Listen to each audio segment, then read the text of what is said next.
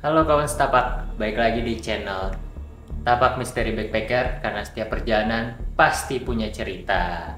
Kali ini balik lagi dengan gua Tio dan di sebelah gua ada Kanjit. Gimana Jit kabarnya? Sehat, alhamdulillah. Sehat. Lu? Sehat? Alhamdulillah masih sehat. Oke. Dan insya Allah akan sehat terus. Amin. Amin. Nah, kali ini kita ngebahas tentang gunung lagi nih.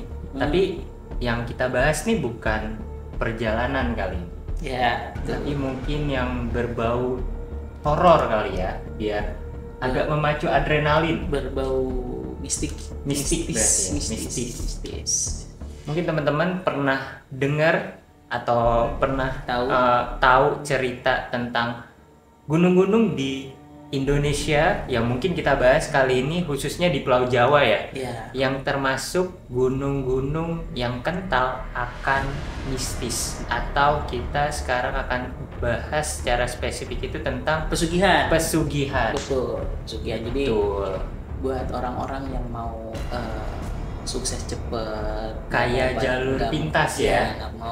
nggak mau berproses. Hmm. Nggak mau jatuh dulu, nggak mau capek dulu, Betul. jadi maunya jalan Instan pintas. aja. Betul.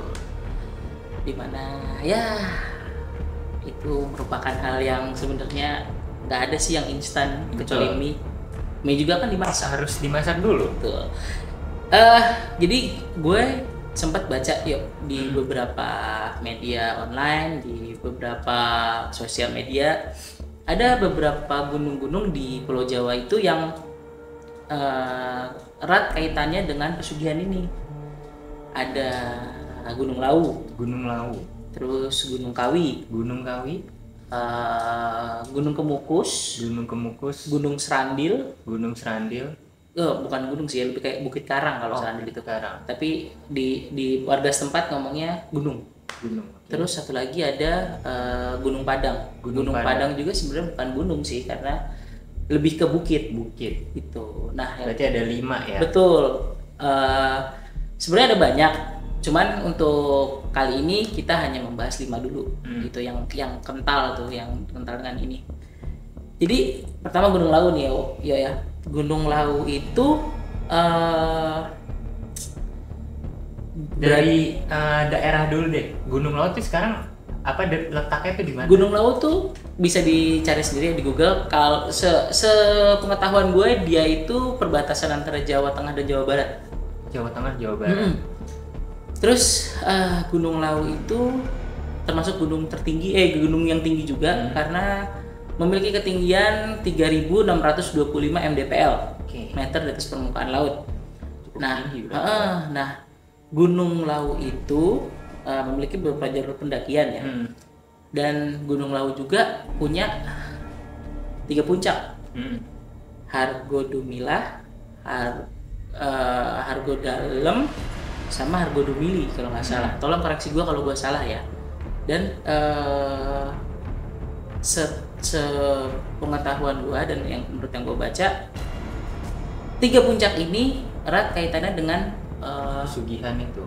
Iya, karena kalau si Hargodalem itu erat kaitannya dengan Prabu Brawijaya. Terus Hargodumilah itu erat kaitannya dengan Ki Sabdo Palon.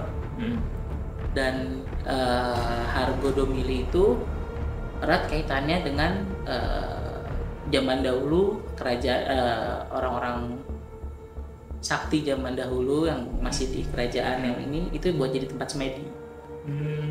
Gitu. Oke. Terus ada lagi Gunung Kemukus. Gunung Kemukus. Nah, Gunung Kemukus ini gua sambil ngeliat ini ya catatan kali ya. Gua udah riset beberapa gunung yang tadi gua udah sebutin. Kalau Gunung Kemukus itu adanya di Jawa Tengah, dan Gunung Kemukus juga itu sebenarnya bukit, Lebih ke bukit. karena nggak tinggi-tinggi banget, cuma 300 mdpl soalnya. Kecil, maksudnya pendek ya? Iya, pendek.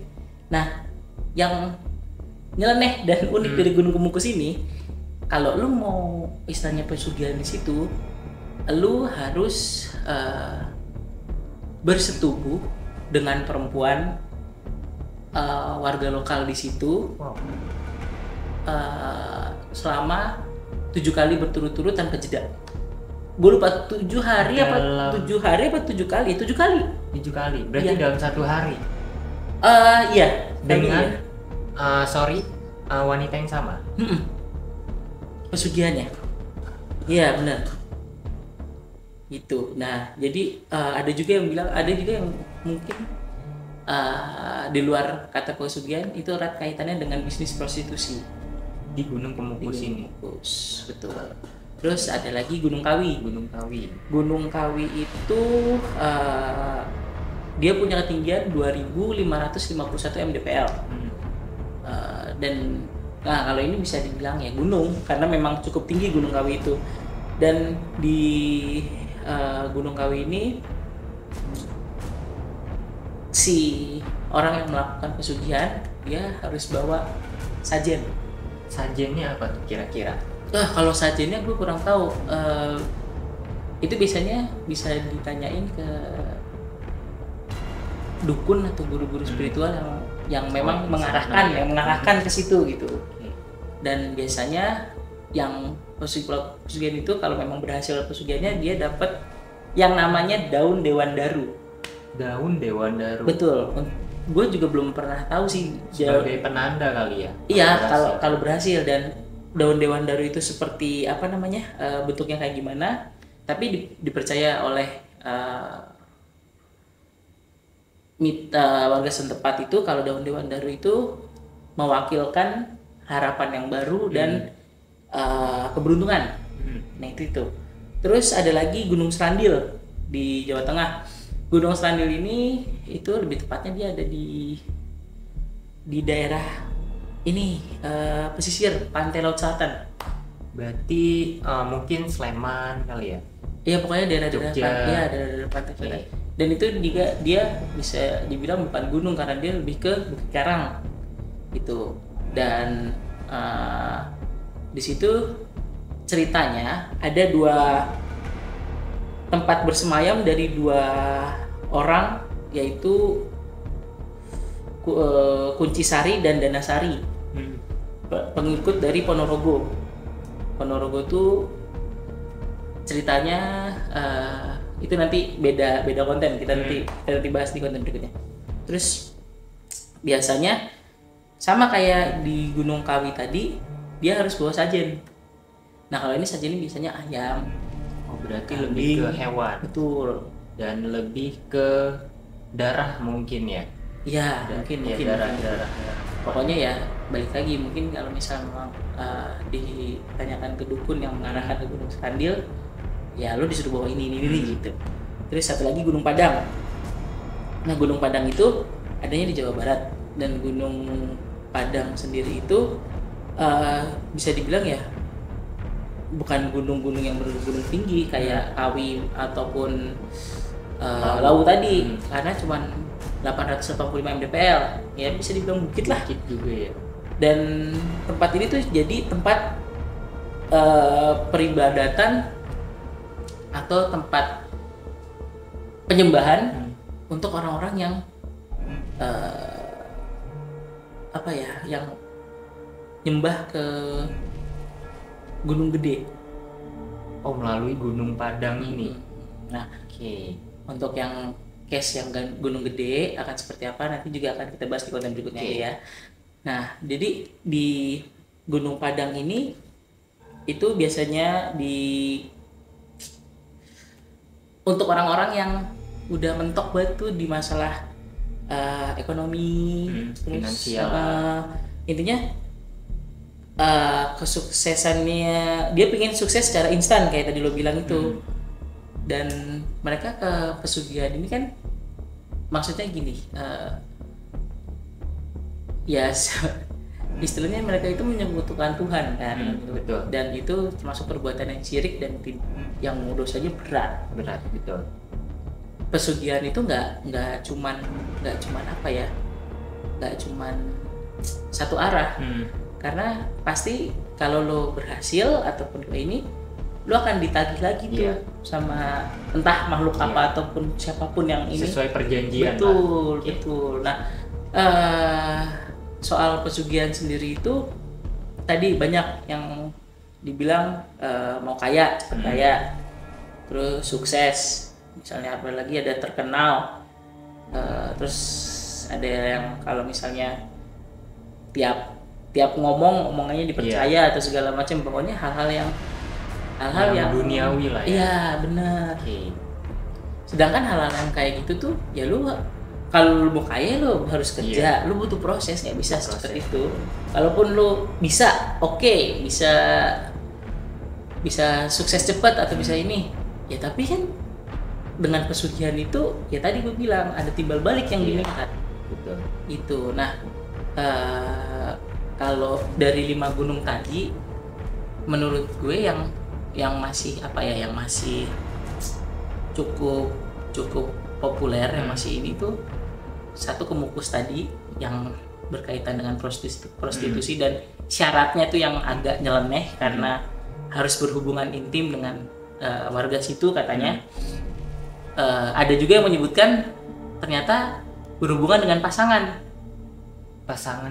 iya, tapi di sana melakukannya. betul. Nah, sama ya tadi 7 kali berturut-turut. Terus ada juga yang tadi Gunung Lawu. Kalau Gunung Lawu memang dia kan banyak cerita-cerita yang cukup kental di Gunung Lawu itu karena Gunung Lawu itu punya salah satu jalur pendakian namanya Via Cetto. Cetto itu di jalur pendakiannya itu kita akan ngeliatin sebuah candi namanya Candi Cetto. Bener-bener candi. Iya, mungkin nggak terlalu besar, nggak terlalu semegah Borobudur, tapi Candi Cetto itu merupakan tempat peribadatan. Dan masih aktif juga sampai sekarang. Masih kalau lewat, kalau di event maksudnya hari-hari tertentu atau perayaan-perayaan tertentu itu masih ada sajian yang ditaruh, masih ada ini. Jadi Gunung Lawu tuh ya memang kalau lu mendaki Gunung Lawu via Candi Cetto itu cerita mistisnya masih kental. Tuh, makanya Gunung Lawu itu erat kaitan sama pesugihan tadi. Gitu. Apalagi dia punya 3 puncak yang Argo Dalam itu yang dikaitkan dengan Prabu Brawijaya. Terus Hargo Dumilah itu yang dikaitkan dengan Kisah Palon, sama Hargo Dumili itu yang dikaitkan sama tempat meditasi orang-orang lampau yang masih yang butuh ketenangan atau mencari ilmu atau segala macam. Nah, siapa sih 3 orang ini? Ada Prabu Brawijaya, Sabdo Palon, dan orang-orang ini itu juga nanti akan kita bahas di konten-konten berikutnya. Jadi tetap stay tune aja di konten Tapak Misteri Backpacker. Betul, gue rasa itu aja dulu sih yang mau gue share untuk beberapa gunung yang tadi udah gue sebutin, kayak Gunung Gede dan beberapa gunung lainnya nanti juga akan kita bahas di konten berikutnya. Konten. Betul, masih banyak yang mau kita bahas tentang tempat-tempat yang berkaitan dengan pesugihan ini.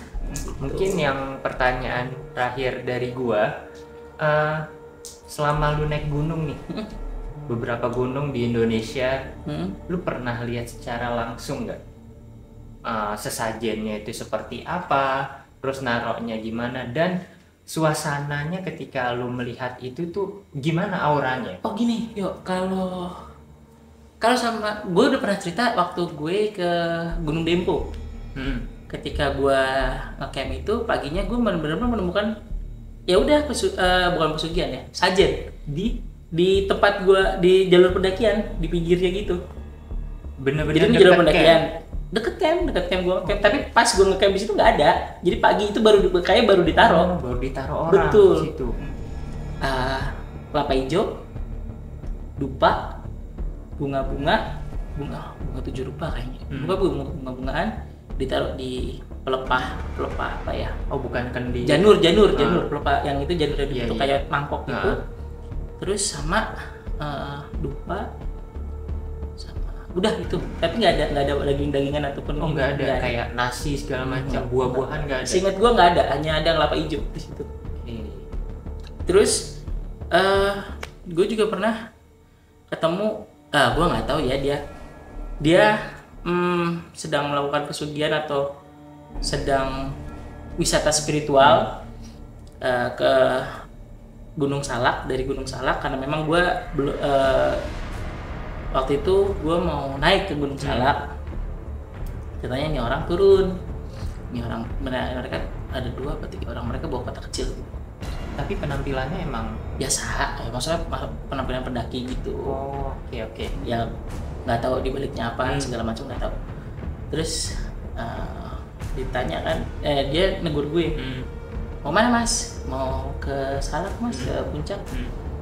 Oh ya udah ya, itu kalau mau ini ditunggu, udah ditunggu sama Mbah Salak.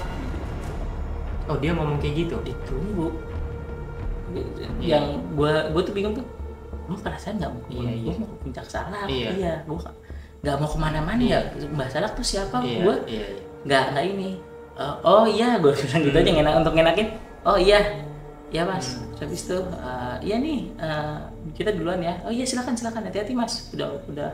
Udah mau malam soalnya. Habis itu iya, udah itu beberapa hal yang cukup apa ya, menggelitik lah di yang pernah gue temuin selama gue naik gunung itu. Tadi yang gue ketemu sajen sama yang ketemu orang-orangnya, gue nggak tahu mereka habis selesai, gue nggak mau suzon ya, mereka habis selesai tadi nyekar ataupun ziarah ke makamnya Mbah Salak, atau ada hal lain gitu yang ini murni untuk hanya ziarah, ataupun ada hal-hal di balik ziarah tersebut.